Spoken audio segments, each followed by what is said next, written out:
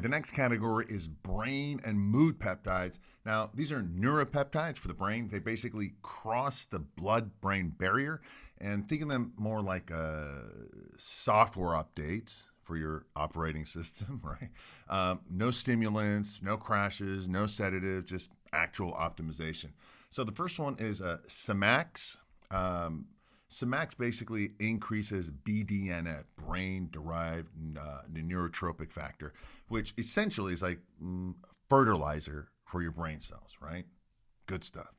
It strengthens the neural connections, improves neuroplasticity, sharpens focus and memory. Again, it's all good stuff, kind of makes your brain younger. Like when you're young, you can remember things and everything's working better, not like now.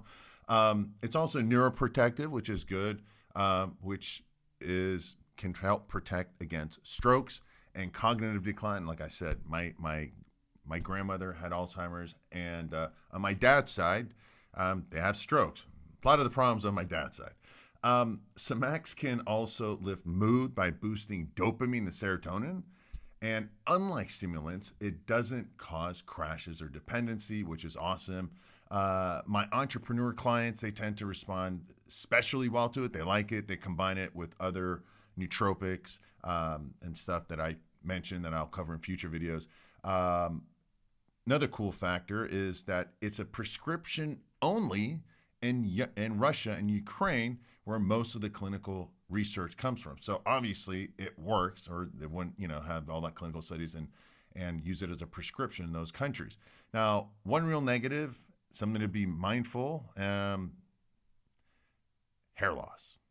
So I've had guys with super strong hair genetics. I mean, they're like in their 40s, taking tons of steroids, no hair loss, no problem.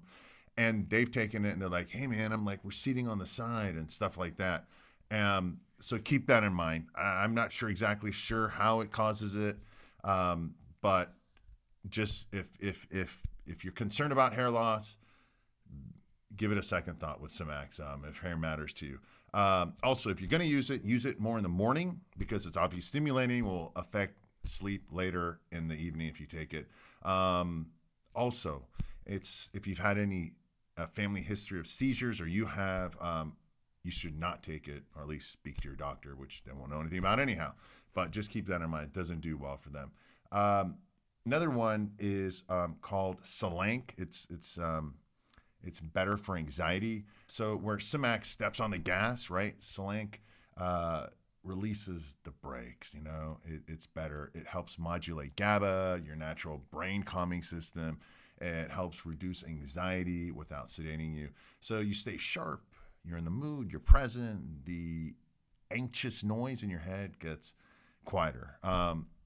Some of my clients, again, the high-end guys who give webinars, speeches, all this stuff, they get anxiety, they do it before presentations and so forth, and it works really well for them. It keeps them consistent, reduces the anxiety, so they're better focused.